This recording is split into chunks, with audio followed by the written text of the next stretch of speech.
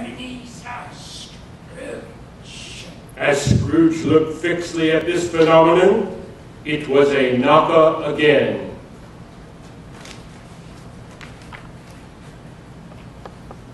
Humbug!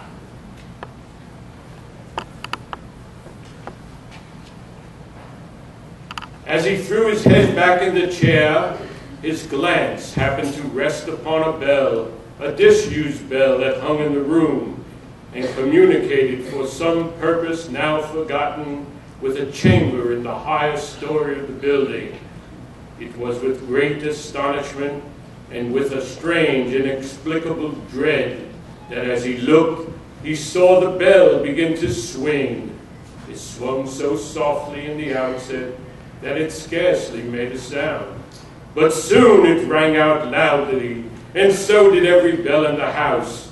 This might have lasted half a minute or a minute, but it seemed an hour. The bells had ceased as they had begun together. It was succeeded by a clanking noise, deep down below, as if some person were dragging a heavy chain over the cask in the wine merchant's cellar. Scrooge then remembered to have heard that ghosts in haunted houses were described as dragging chains. The cellar door flew open with a booming sound, and then he heard the noise much louder, on the floors below, and the top of the stairs, and went straight towards the door.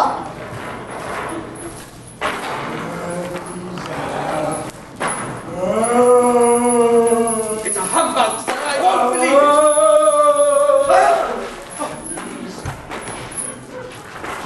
How now? What do you want with me? Much. Well, who are you? In life, I was your partner, Jacob Marley.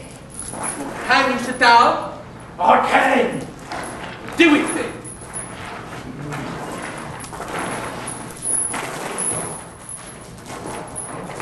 You don't believe in me? I don't. What evidence would you have of my reality beyond that of your own senses? Well, I don't know. Why do you doubt your senses? Well, because something slight affects them. A slight disorder of the stomach. Yes, you might be a bit of undigested beef, or a blot of mustard, oh yes, a crumb of cheese. Oh, there's more than gravy than a grave about you, whatever you are. Humbug, I say. Oh, mercy, dreadful apparition. But why do you trouble me?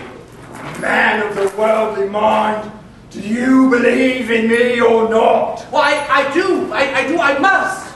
But why do spirits walk the earth? Why do they trouble me?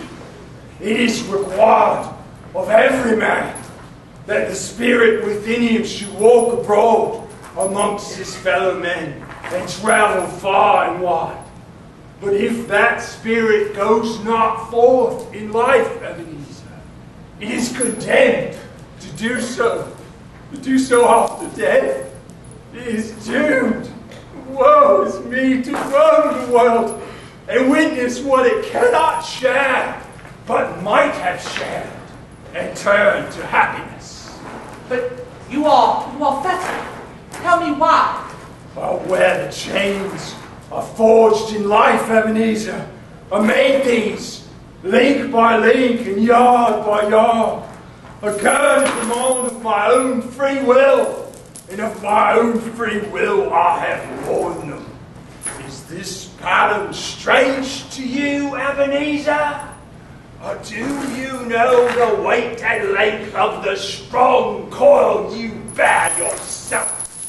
It was as full and as long and as heavy as this 7 Christmas Eves ago, and you have labored on it since, Ebenezer. It is a ponderous chain you wear. Oh, but I see no chains. Mine were invisible as well until the hour of my death. Oh, Jacob, please speak comfort to me. Comfort? Comfort? I've no comfort for you. Comfort comes from other regions and from other ministers and to other kinds of men. Nor can I tell you all that I would. I cannot rest. I cannot stay. I cannot linger anywhere. While I lived, I never moved beyond our counting house. In life, my spirit never roved beyond that muddy, changing hole. But only weary journey lies before me now. You must have been very slow about it. Slow? Well, 7 years dead and traveling all this time? The whole time. No rest. No peace.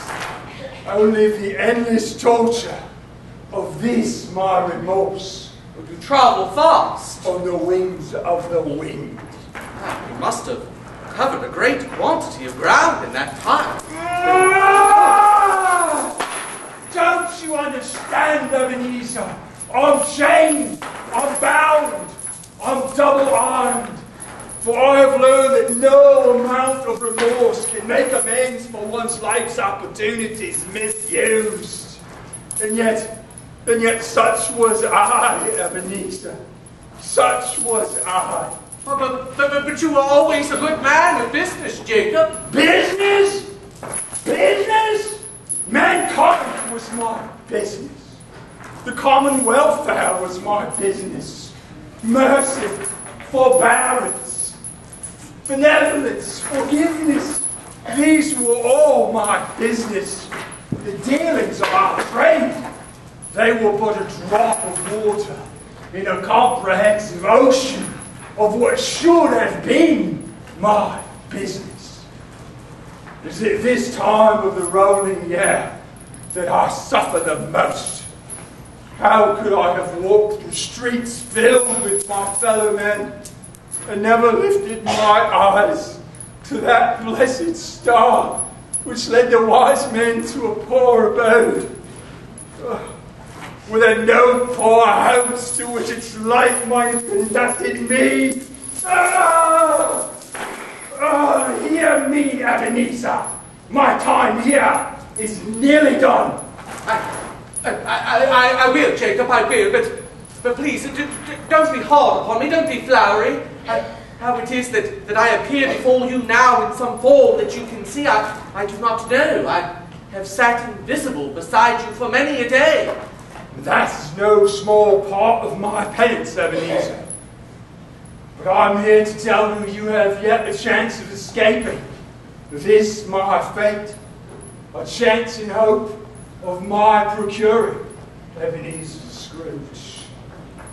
Well, you were always a good friend to me, Jacob. Thank you. You will be visited by 3 spirits.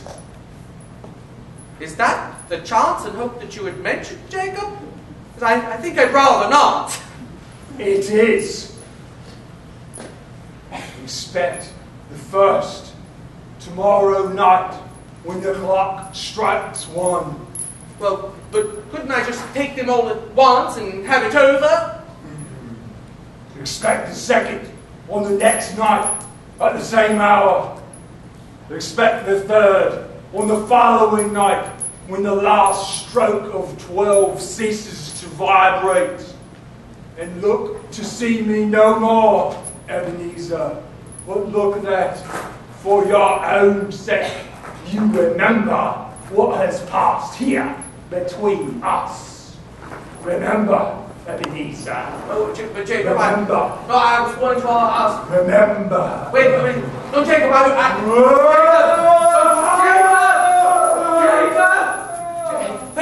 Hey, some gold. Why, there, out into the night sky, I see spirits as far as the eye can see. The air is filled with phantoms, wandering hither and thither in restless haste, and moaning as they went. Every one of them wears chains like Marley's ghost. Some few are linked together, none are afraid. I know these spectres. They seem to be people that I personally know. There was one with a monstrous iron safe attached to his ankle. who cries piteously at being unable to assist a wretched woman with an infant below upon a doorstep. The misery with them all was clearly that they sought to interfere for good in human matters and had lost their power forever. Whether these creatures faded into mist or mist enshrouded them, he could not tell, but they and their spirit voices faded together, and the night became as it had when he had walked home.